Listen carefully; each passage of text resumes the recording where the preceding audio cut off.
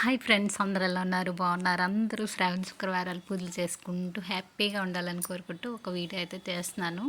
So కలసంలో ఏమేమి వేయాలో ఒక వీడియోలో అయితే పెట్టాను. అలాగే కలసం అలంకరణ మొత్తం డీటెయిల్స్ అంతా దీనిలో ఉంటుంది. సో వీడియో స్కిప్ చేయకుండా చూడండి. అలాగే పసుపు కుంకుమ అక్షింతలు వేసాను కదా.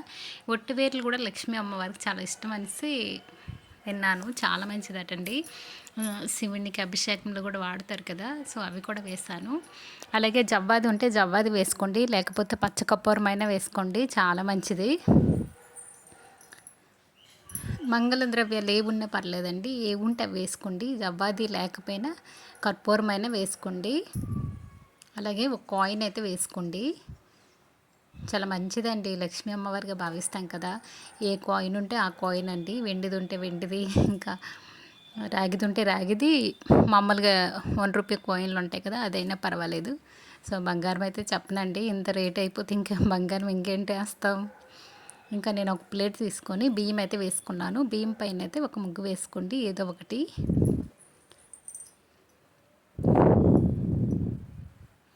మనకి ఏ ముగ్గు వస్తే ఆ ముగ్గు వేసుకోండి.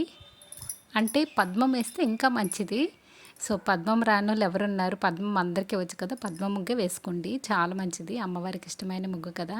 అసలు అమ్మవారు పద్మంలోనే ఉంటారు. అమ్మవారు 5 వస్తువులు ఉంటారంటండి. ఏనుగు కుంభస్థలం, పద్మం,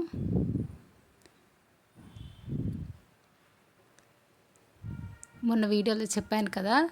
సో అలాగా ఇంకా నేనైతే పద్మం వేసుకున్నానండి. పసుపు కుంకుమతో అలంకరించుకున్నాను.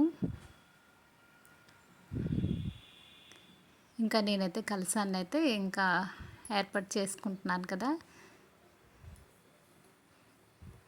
అమ్మవారికి అయితే ఇటువైపు పెట్టాను, ఎందుకంటే అమ్మవారి ఎదురుగా పెడితే అమ్మవారి పూజ చేయడానికి అవ్వదు కదండి.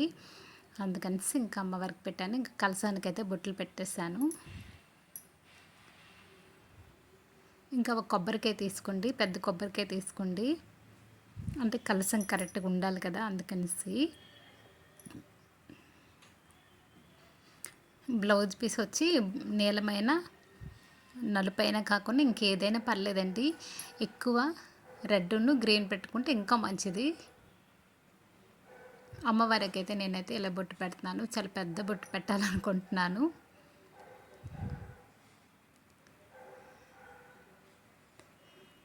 అమ్మవారికి పెద్ద బొట్టు పెట్టేసరి చూడండి ఎంత బాగుంటారో. కలసాన్ని కూడా పువ్వులతో అలంకరించుకోండి, చాలా మంచిది. మామిడి ఆకులు పెడతాం కదా, మామిడి ఆకులైనా తమలపాకులైనా ఈ రెండిట్లో ఏదైనా పర్వాలేదు.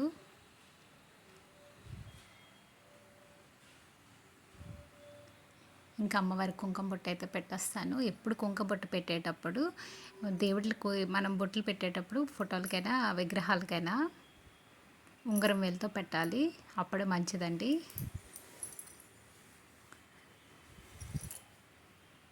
నేనైతే బొట్ల వేలుతో పెట్టేశాను. సో అప్పటికైతే నాకు అంత మర్చిపోయాను, అందుకు మీకు చెప్తున్నానండి. సో నేనైతే అలా పెట్టేశాను కదా. ఇప్పుడు ఉంగరం వేలుతో పెడితే మంచిదండి. మనం హడావిడిలో కొన్ని కొన్ని లోపాలు చేస్తాం కదా, అందుకు ఈ వీడియో మళ్ళీ పెట్టాను మీకు. అమ్మవారు కుంకుమ పట్టు పెట్టేసరికి చూడండి ఎంత నిండుగా ఉన్నారు కదా.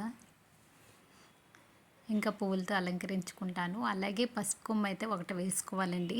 మనం కాసుకుంటే పర్వాలేదు, కాసుకొనకపోతే పసుపు కొమ్మ అయినా వేసుకోవాలి. పసుపు దారం 9 పోగులు తీసుకోండి. ఇంకా కొంచెం మాల అయితే వేస్తున్నాను.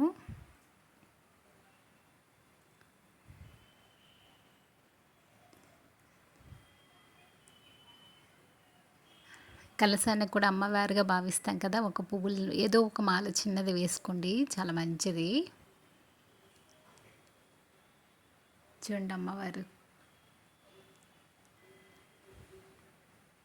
ఇంకా గాజులు కూడా పెట్టుకోండి.